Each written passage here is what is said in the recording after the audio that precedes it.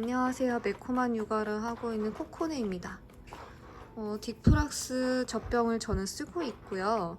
이걸 쓰다가 제가 문제가 생긴 적이 있어서 인터넷을 서칭을 하고 검색을 하고 했는데 전 그에 대한 정보가 부족해서 요거에 대해서 혹시 저처럼 고민하고 있을 엄마들을 위한 한번 정보를 나눠보자고 합니다. 이제 딕프락스 젖병은 아주 유명하잖아요. 이제 엄마들의 사심을 채우기 좋은 이쁜 젖병, 뭐 배앓이가 없고 젖꼭지에 호불호가 없고, 그래서 작은 사이즈 젖병을 쓸 때는 전혀 문제가 없었어요. 근데 이제 아기가 나중에 이 꼭지 사이즈를 S에서 M으로 업그레이드 시킬 때 그때 문제가 생겼었고, 어떤 문제였냐면 그 젖병 젖꼭지를 M으로 교체한 다음에 사출이 너무 심했습니다. 이제 사출이 어떤 거냐면 젖병을 이제 거꾸로 뒤집었을 때 한 방울, 두 방울 이렇게 떨어진 속도가 5초 정도 돼서 공기를 충분히 빼야 되잖아요. 근데 그 젖병에 있는 공기를 빼고 빼도 계속 사출이 생기는 겁니다. 어떤 현상이냐면 이게 지금은 제가 잘 분유를 섞어서 많이 안 나오는 편인데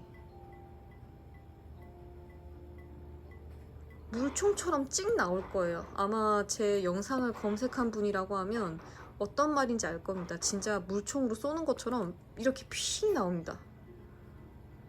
봐봐요. 제가 이거를 만약에 공기를 다 빼가지고 이렇게 꼭지도 눌러서 기포도 공기를 다 빼고 이렇게 가져가도 이제 됐네? 요 정도 속도면 애기가 먹을 수 있겠다. 아니 완전히 안 나오네. 됐어. 아기한테 가자 해서 가가지고 아가 밥 먹자 눕힌 다음에 딱 하면 후두두두두두두두두 흐르고 아까 봤던 것처럼 주주주주주주 새고.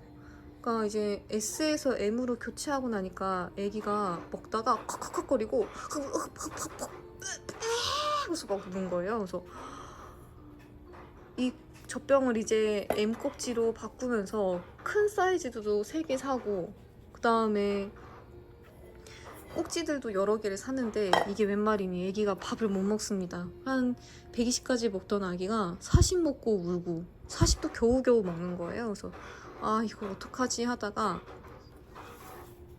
인터넷 맘카페 검색하니까 이 아이속 젖꼭지 Y컷으로 된 걸로 쓰면 그린맘 제품이고요. 호환이 가능하고 애기가 잘 문다고 해서 이거를 사서 2팩이나 샀는데 이게 웬걸 아이가 전혀 물지 않습니다. 오히려 꼭지가 딕프락스보다 말랑말랑하거든요. 이 느낌이 싫은지 이걸 물자마자 더 자지러지게 우는 거예요. 그래서 전 이걸 쓰지도 못하고, 이건 새 제품인데 제가 이거를 잘못 뜯어서 이게 지금 개봉이 된 상태거든요. 그래서 환불도 못한 상태로 그냥 집에 이렇게 방치해두고 있습니다.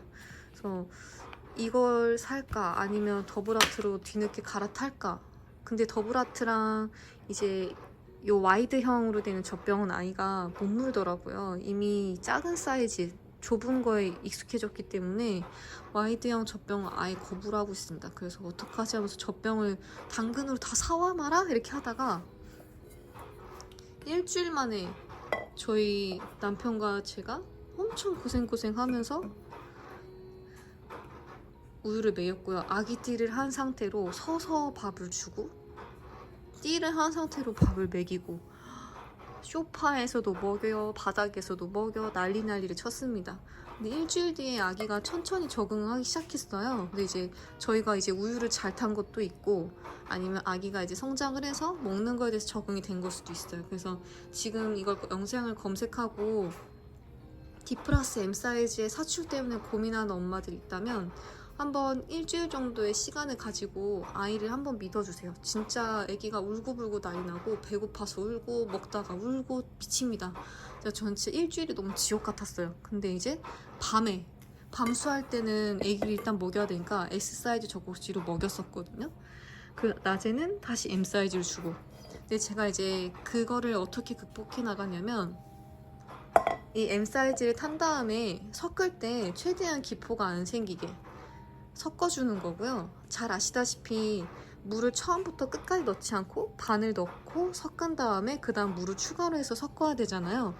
분명히 거품이 껴있을 겁니다. 거품을 빼는 시간은 한 1, 2분 정도 기다려줄 수 있게 미리 아기가 그 패턴을 파악을 좀 하셔야 돼요. 울었을 때 이거를 준비를 하면 끊임없이 계속 줄줄줄 나오기 때문에 돌아버립니다. 아기는 울지, 난 이걸 빼야 되는데 이건 물은 계속 질질 흐르지, 난리가 납니다. 그래서 미리 1, 2분 전에 아기가 뭔가 손을 막 빨고 뭔가 칭얼칭얼 흥흥흥흥 거리고 손을 빨고 침을 질질질질 흘린다, 그러면 분유를 타기 시작하십시오. 그랬다가 아이한테 주면 되고, 그 다음에 섞을 때 팁이 어떤 거냐면, 이제 S에서 M으로 변경할 때쯤이면 평균적으로 아기들이 먹는 양이 140 정도가 될 수가 있어요. 잘 먹는 애들은 뭐 160까지 가는데 저희 애기는 많이 못 먹었기 때문에 120 정도에서 먹었고, 그리고 90 먹었던 것 같아요. 90 그렇게 했을 때 전 이걸 어떻게 하면, 일단 손을 다 잘 씻는 다음에 젖병을 잡을 때 이런 식으로 옆에를 살짝 눌러주세요. 이거를 옆으로 딱 누르면 이 에어밸브가 움직이는 느낌이 나거든요. 딱 퍽퍽퍽퍽 이런 소리, 이런 소리, 이런 압축되는 소리가 나요. 여기를 딱 누르면, 여기를 옆으로 딱 눌러서 눌러서 공기를 뺀 다음에 이 자세로 이렇게 한번 섞어보세요. 이렇게 해서 섞으면 공기가 싹 빠집니다. 이 상태로 한 1분에서 30초. 근데 1분 섞는 것도 팔이 너무 아파요. 전 30초 정도 섞는 것 같아요. 이렇게 해서 섞으면